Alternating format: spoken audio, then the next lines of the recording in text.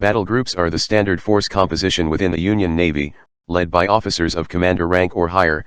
They are the workhorses of Union's fleets and the most common structure for patrols, equipped to respond first to any distress calls, provocations, or flashpoints within Union's sphere of influence within a month. If Union is dispatching an auxiliary peacekeeping force, an interdiction force, or a Department of Justice and Human Rights Liberation team to address a critical scenario, it will be a force of battle group strength. The presence of a Union battle group in an area acts as a demonstration of Union's ability to rapidly transit forces to the theater. A battle group, even on its own, is never really alone. It is almost always in constant omni-net communication with its parent fleet, which is in turn in communication with the ring fleet to which it belongs. Though the full strength of Union's naval forces might never be brought to bear in an engagement, each battle group represents just the point of a much mightier spear. In addition to blink codebooks that allow them to bypass public queues at blink gates, Union's battle groups also benefit from onboard NHPs, which assist with navigation, ship management, strategy, and tactics. A battle group's NHPs also have the ability to form a gestalt subjectivity called a fleet legion, which allows for near-perfect instant information sharing between ships, coordination and power management, as well as predictive targeting and defense beyond what isolated NHPs can handle. Additionally, many battle groups carry large detachments of Marines and mechs aboard their carriers for conducting ground operations. Even those battle groups that are more purely naval in purpose still have decent complements of Marines.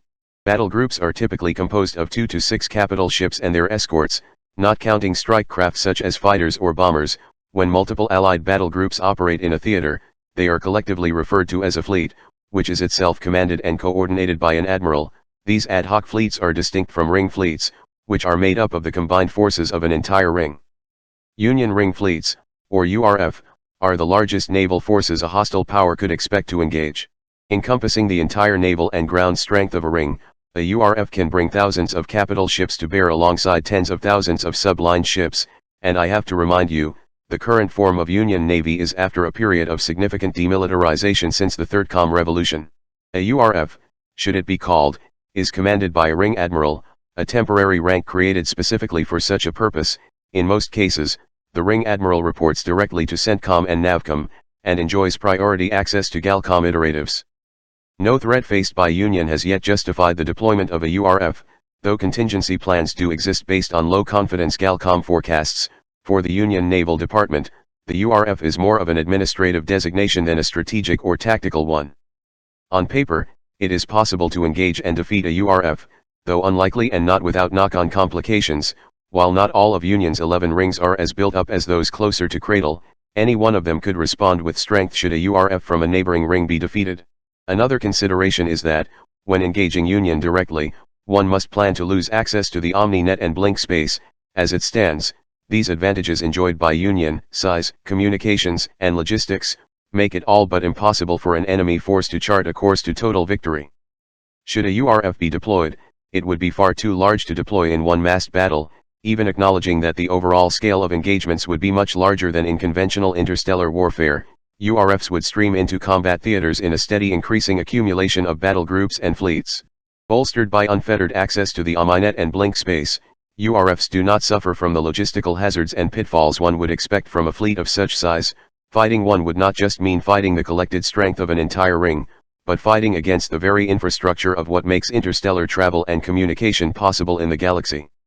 As for ship designations, these are the designation for Union capital vessels, and for the naming conventions, Union prefers a more dry or professional side to the name of their vessels. They generally follow the following formats. Union battle group usually adopt single-word code names, usually proper nouns, while fleets are named in the order that they are raised.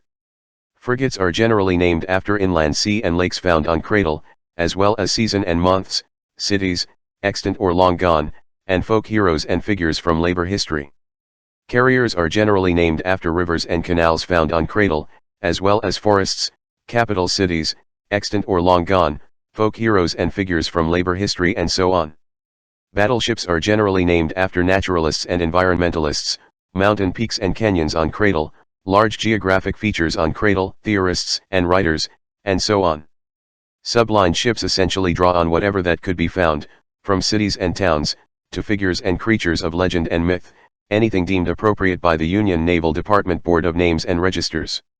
Finally, there's wing, which are typically given an alphanumeric designation, a letter based on their division placement, and a number based on their proximity to their command element. Individual pilots are referred to by their numbered call sign, save for the wing commander, who is referred to as actual.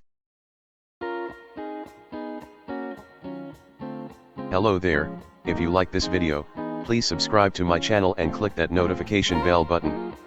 If you really want to support my channel, you could visit my Patreon page, or buy me some coffee, links in the description. Anyway, have a nice day.